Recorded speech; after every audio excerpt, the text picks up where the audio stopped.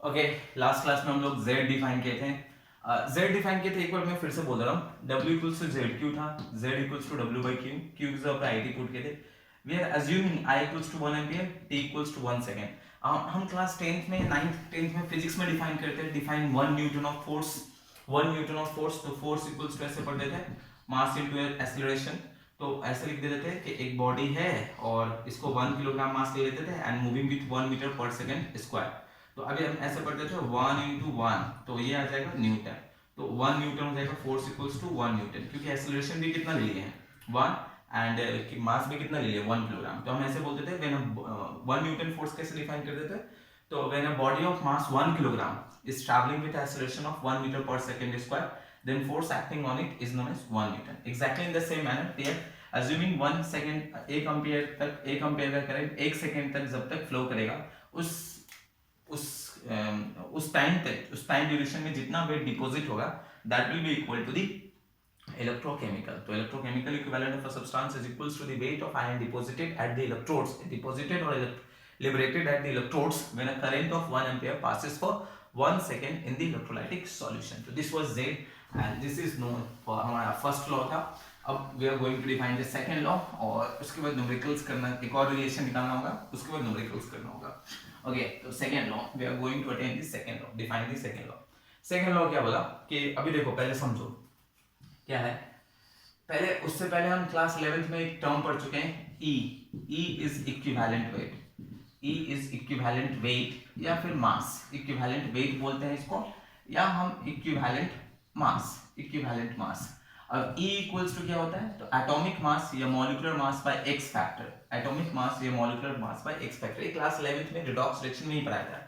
For example suppose अगर हम sodium पढ़ते हैं, सोडियम, तो अभी हमारा सोडियम का अब m इज एटॉमिक मास या molecular mass and what is x factor. तो एक्स फैक्टर अलग अलग, अब मैंने 7 डिफिनेशन बताया था एक्स फैक्टर के लिए, 7 टर्म्स बताया था। वो डिपेंड करता है कि एटम है कि आयन है कि क्या है उस पर। फॉर एग्जांपल अगर E सोडियम के लिए निकालना है, सोडियम के लिए, तो E जो हो जाएगा इसका atomic mass 23 and X will be it's valency, atom के फॉर्म में, तो X is the valency of this atom, तो इट इज 1। अगर सपोज कर लो आयन है, सपोज Cu+2 है, ऐसा है Cu+2 है, कॉपर +2 आयन है, तो E जो हो जाएगा इसका एटॉमिक मास, अब एटॉमिक मास इसका 63.5 होता है, we will take as 64 and अब ये आयन है, 64 आयन है, तो इसको हम एक्स फैक्टर इसका जो होगा ये 2 हो जाएगा, ये पोर्शन हो गया। सपोज कंपाउंड हो गया, सपोज इसके लिए निकालना है, सपोज कर लो हमारा निकालना है फॉर CuSO4, इसके लिए निकालना था, तो इट इज Cu+2 स्प्लिट करेगा SO4 2 माइनस। तो यहाँ पे जो एक्स फैक्टर था, x factor, what was x factor, it is the charge present on cation or charge present on the magnitude of the charge present on cation or the magnitude of the charge present on anion, it will be equal to 2। okay, same वैसे ही Al2O3 है, तो ये portion को तोड़ेंगे तो ये portion आएगा Al+3 और ये पोर्शन आएगा ऑक्साइड 2 माइनस, बट यहाँ पे एल्युमिनियम 2 है तो 2 हो जाएगा और ऑक्सीजन यहाँ पे 3 हो जाएगा, तो यहाँ पे एक्स फैक्टर कितना हो जाएगा, इक्वल्स टू 6। तो ये मैं ऑलरेडी बता चुका हूँ 2 into 3 इक्वल्स टू 6, क्योंकि यहाँ पे ये E आने वाला है, इक्विवेलेंट वेट, तो इसको ऑलरेडी मैं बता चुका हूँ क्लास 10th में। नहीं तो ये सब नोट कर लेना थोड़ा सा, और अगर ये सब आता है इक्विवेलेंट वेट आता है तो ठीक है, अगर नहीं आता है तो right in the chat box कि इक्विवेलेंट वेट पे वीडियो चाहिए, तो मैं डेफिनेटली ट्राई करूंगा उस पर वीडियो बना देने, डिपेंडिंग अपॉन दी डिमांड, कितना डिमांड उसका है। अगर 1-2 होगा तो डेफिनेटली फिर भी देखूंगा। अगेन तो इसमें क्या है, अभी समझेंगे सेकेंड लॉ क्या है, पहले समझो फिर मैं डिफाइन करता हूँ, पहले समझेंगे। देखो अभी क्या है, 3 इलेक्ट्रोलाइट है, 3 इलेक्ट्रोलाइटिक सॉल्यूशन है and they are connected in series. अब ये सीरीज कनेक्शन है, they are connected in series, अब ये सीरीज में कनेक्टेड है, सीरीज कनेक्शन है। अभी सेम करंट यहां से, ओके अच्छा, इसमें क्या है, ये एक सॉल्यूशन है, ये एक सॉल्यूशन है, ये एक सॉल्यूशन है, ठीक। अभी हम समझ कर लेते हैं, ये जो पोर्शन है ये हमारा, सपोज कर लेते हैं इसमें हमारा कॉपर सल्फेट है, एक ZN सल्फेट है, ZN, इसमें सपोज कर लेते हैं इसमें जो सॉल्यूशन है AgNO3 है, ओके। इसमें सपोज कर लेते हैं इसमें ZnSO4 है, और इसमें सपोज कर लेते हैं ये CuSO4 है, ये सॉल्यूशन है, या इसमें ZnSO4 और यहाँ पे मैं CuSO4 कर देता हूँ, ये पोर्शन है। तो ये डिसोसिएट होगा, तो ये देखो पहले समझ लो, इसमें सेम करंट पास होगा। अगर मैं यहाँ से करंट भेजूंगा ऐसे, आई करंट, ये इसका इलेक्ट्रोड है, एनोड है, फिर ये इसका कैथोड है, फिर ये इसके लिए एक इलेक्ट्रोड इसका एक एनोड एक कैथोड, फिर ये इसके लिए एक इलेक्ट्रोड एनोड और ये पोर्शन कैथोड। सीरीज कनेक्शन है, सेम करंट पास होगा, सब में सेम करंट पास होगा, तो दिस इज सेम। तो ये मैंने दो या दो से ज्यादा सेल्स कनेक्टेड होते हैं सीरीज, इसको सीरीज कनेक्शन बोलते हैं, सीरीज जब same amount of current pass होता है। तो इस केस में क्या होगा, ये टूटेगा Zn+2 में, we are taking for cations, ठीक है, हम एक्सप्लेन में समझा रहा हूँ विद रिस्पेक्ट टू केटायन। तो Ag+ होगा, यहाँ पे Cu+ होगा, ओके। तो ये Zn+2 आयन इस पे जाकर डिपॉजिट होगा कैथोड पे, इसमें Ag+ आयन जाकर डिपॉजिट होगा एनोड पे कैथोड पे, और यहाँ पे Copper+2 आयन जाकर डिपॉजिट होगा कैथोड पे। तो यहाँ पे WZn डिपॉजिट होगा, आएगा कुछ वेट, यहाँ पे WAg आएगा मास, और यहाँ पे WCu जाकर डिपॉजिट होगा, ओके। अब देखो, अब इसमें क्या है, इस केस में इसका इक्विवेलेंट वेट क्या होगा, तो इक्विवेलेंट वेट मैं से EZn ले रहा हूँ, इस केस में इसका इक्विवेलेंट वेट क्या है, तो इक्विवेलेंट वेट EAg ले रहा हूँ, इस केस में इक्विवेलेंट वेट क्या है, तो ECu ले रहा हूँ। अब ये क्या है, अब क्या, व्हाट वाज द लॉ क्या था, बोला गया सेकंड लॉ क्या था, this is the second law of Faraday. Second law क्या बोला, व्हेन टू और मोर sales are connected in series, and the cells connect different electrolytes in them, comma, उसके बाद हमारा क्या होता है, सुनो, then the masses of the ions deposited or liberated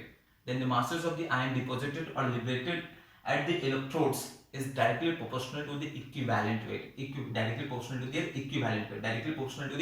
equivalent weight, okay। अभी देखो इस केस में क्या होगा, ये WZn is proportional to EZn, okay, ये पोर्शन हो जाएगा WAg is proportional to EAg, इस केस में हो जाएगा WCu is proportional to ECu हो जाएगा, ये डायरेक्टली पोर्शन। तो ये हमारा सेकेंड लॉ था, ये पोर्शन बोला क्या, when two or more cells are connected in series and the cells containing different electrolytes, then क्या है, then the masses of the substances deposited or liberated at the electrodes is directly proportional to the equivalent to their equivalent weight, is directly proportional to their equivalent weight या equivalent mass, okay। तो अब देखो जरा, हम इसको ऐसे लिख सकते हैं, can we write this one ऐसे, we can take as some constant WZn equals to some, we can take some constant k and E equals to Zn हो जाएगा, ओके, ऐसे ले सकते हैं। यहाँ पे भी हम ऐसे लिख सकते हैं WAg एंड सीरीज कनेक्शन है, तो सब में जो कांस्टेंट होगा सेम k E Zn हो जाएगा, okay. And can be right ऐसे WCu proportional k constant E Zn ECu, ऐसे हम लिख सकते हैं, सपोज ये पोर्शन हो गया। Can be right this one, अब हम ऐसे लिख सकते हैं WZn बाय में E Zn equals to k, can we write this portion WAg by me E of Ag equals to k, and can we write ये portion WCu by me E of Cu equals to k।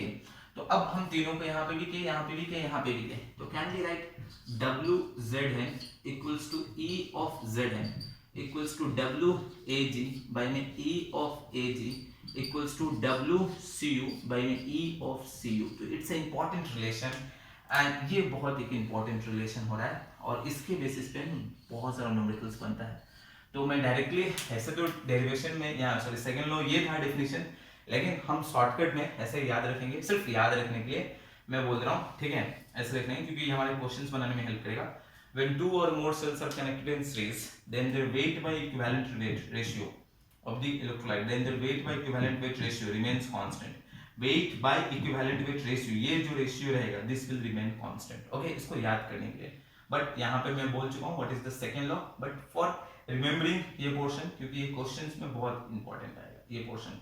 अगर दो या दो से ज्यादा sales connected होता है series में, तो उसका वेट ऑफ दी, जिस पहला सेल में जो इलेक्ट्रोलाइट है, ओके, आयन है, और उसका weight by equivalent weight ratio, इसका weight by equivalent weight ratio, इसका weight by equivalent weight ratio, that will always remain constant, वो हमेशा इक्वल होता है, ठीक है। तो this is the second law, this is all about the second law, okay. तो see you all in the next video, thank you.